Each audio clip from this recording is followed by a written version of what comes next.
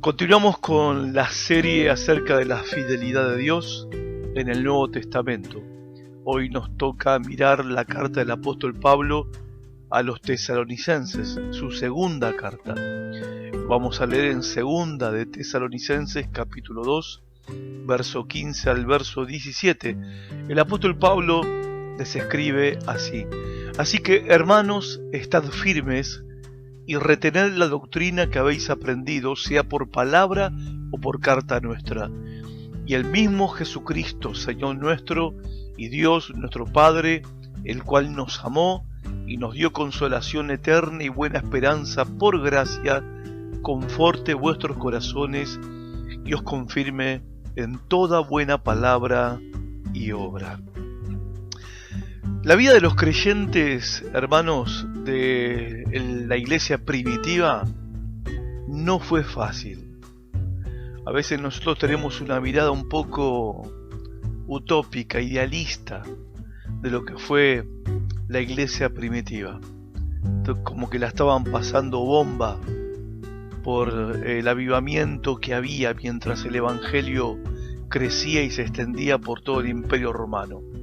Pero ellos, mientras el evangelio se expandía y crecía en todo el imperio romano, ellos estaban sufriendo mucha tribulación y pasaban tiempos de angustia.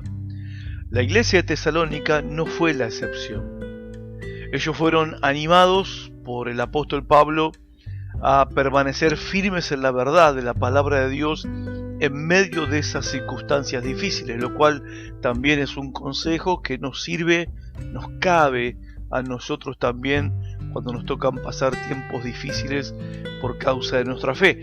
Así como Pablo le dice a ellos que tienen que estar firmes, así también nosotros, hermanos, tenemos que estar firmes, confiando en Dios, confiando en su palabra. Aunque haya angustias, aflicciones, nosotros sabemos que Él será fiel a su palabra siempre. Así que, como ellos, también nosotros podemos estar confiados en que todo lo que el Señor nos ha prometido, Él lo cumplirá y que Él siempre está en control de todas las circunstancias. La iglesia de Tesalónica fue fundada por el apóstol Pablo en su segundo viaje misionero. Esto lo relata el libro de los Hechos, capítulo 17, del verso 1 al 9. Y él le enseñó a esos creyentes, a esos nuevos creyentes, las verdades relacionadas con la fe cristiana.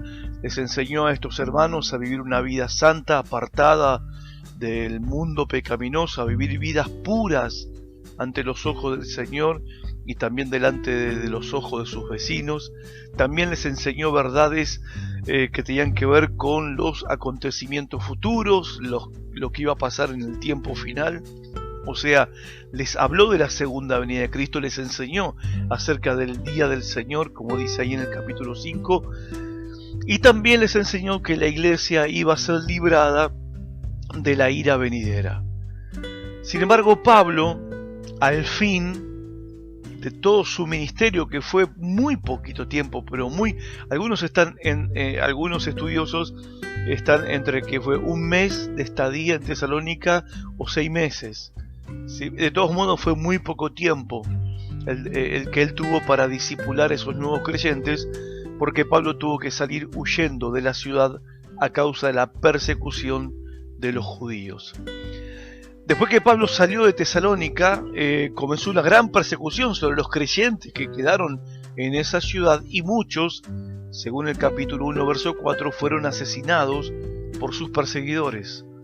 Por eso Pablo les dice en el capítulo 1, verso 9 al 10, de que Dios va a juzgar a los que persiguen a los creyentes. O sea, le está dando una palabra de esperanza, ¿no?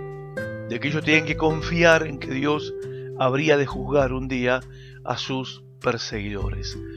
Ahora, los creyentes de Tesalónica estaban preocupados porque ellos interpretaban que todos estos sufrimientos indicaban que ellos estaban dentro de la gran tribulación, que la gran tribulación había llegado, y pensaban que la segunda venida de Cristo había ocurrido y que ellos no habían participado del rapto de la iglesia. Entonces, como que habían sido dejados en la tierra y que tenían que pasar por esa hora de la prueba, el tiempo, o sea, soportar el juicio de Dios sobre el mundo entero. Y saben qué? Que con esa excusa, o por esa idea equivocada que ellos tenían, había algunos hermanos que no querían trabajar. Porque tipo, si ya viene el Señor, ¿para qué trabajar? Si ya se termina todo, si ya es el juicio final, ¿para qué trabajar? Parece un poco cómico, pero en realidad es una muestra de cómo nos afecta en nuestra vida los conceptos y las ideas equivocadas, cuando creemos cosas que están equivocadas. Y como no querían trabajar, se habían convertido en una carga económica para la iglesia. Y esa es la razón por la que el apóstol Pablo, en el capítulo 2, verso 1 al 17, advierte a los tesalonicenses que no están en el día del Señor. Que el día del Señor, como lo relata el Nuevo Testamento, equivale al día de Jehová, que es mencionado en el Antiguo Testamento, en Amós 5:18, que son escenas escatológicas, apocalípticas del tiempo final, que describen el tiempo del juicio de Dios sobre la tierra, el tiempo de la gran tribulación, que precede a la segunda venida de Cristo, la venida del Mesías en su gloria, al juicio final y a la creación de los nuevos cielos y la nueva tierra. Bueno, en realidad nosotros estamos más cerca que ellos de entrar en la gran tribulación. No era el caso de ellos en ese tiempo. Entonces Pablo les escribe para hacerles algunas aclaraciones, porque con respecto al tema de la venida del Señor, para aclararle cómo era esto de la segunda venida de Cristo y de cómo la iglesia iba a ser reunida con Él. Esto lo explica en 2 de Tesalonicenses capítulo 2, versículo 1 en adelante, y les dice que no se dejen mover fácilmente, de ninguna manera, de esta convicción.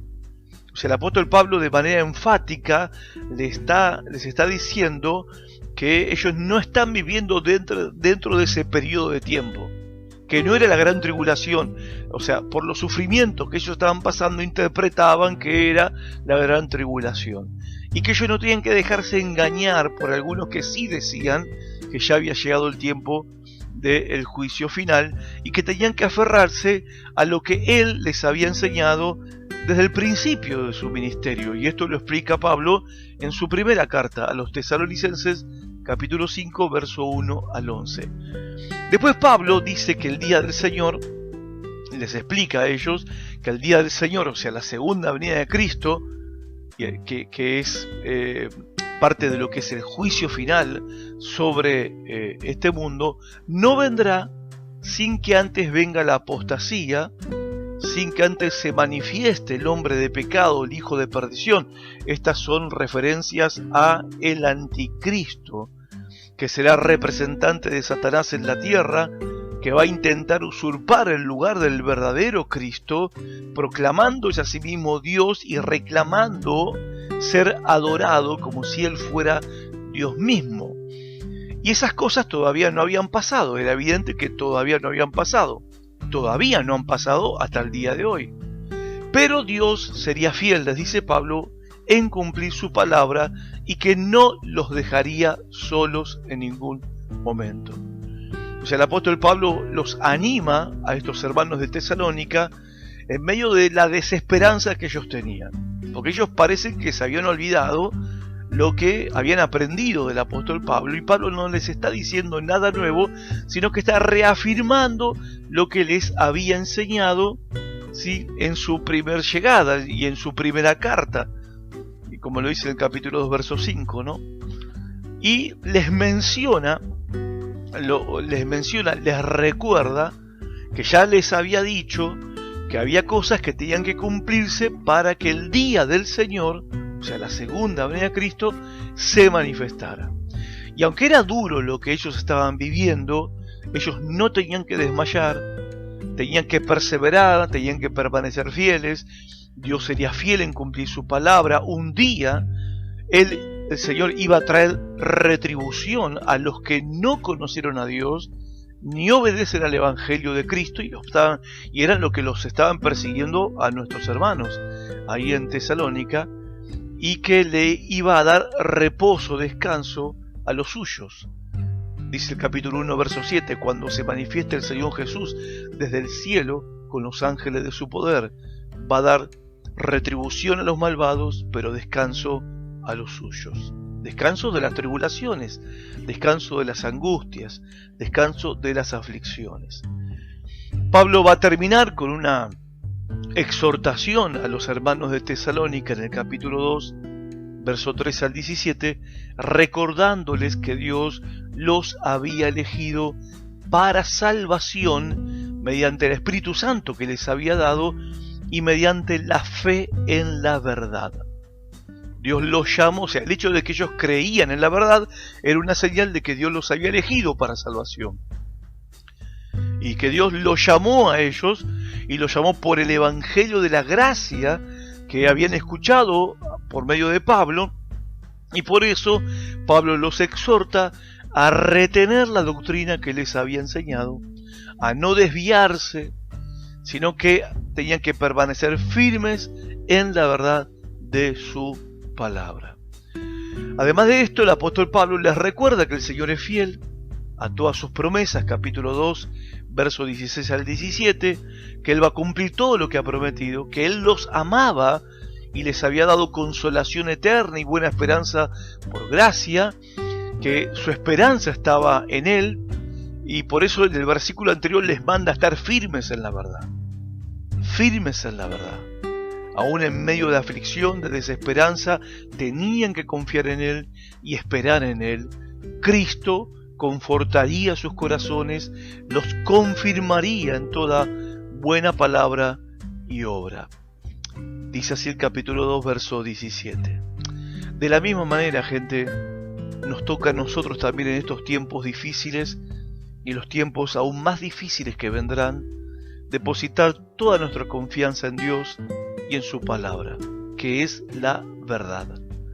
No miremos las circunstancias ni las pruebas, sino que mantengámonos firmes en Él, firmes en su palabra, valga la redundancia, pero es lo que Pablo le insiste a los tesalonicenses, y yo también insisto, hermanos, para que todos nosotros tomemos estas palabras para nuestras propias vidas, porque, hermanos, el Señor va a cumplir al pie de la letra cada una de sus promesas, así que no tengas miedo. Anima tu alma, anima tu corazón, aferrate a la verdad. Es el momento de la aflicción donde nuestra fe es probada. Es así está escrito, así lo dice la palabra de Dios. Entonces, en esos momentos tenemos que confiar en Él, aferrarnos a sus palabras más que nunca, sabiendo que en Él estamos completos, estamos seguros. No temamos, confiemos en aquel que es fiel para siempre. Que el Señor les bendiga mucho y hasta nuestro próximo encuentro. Chao, Dios los bendiga.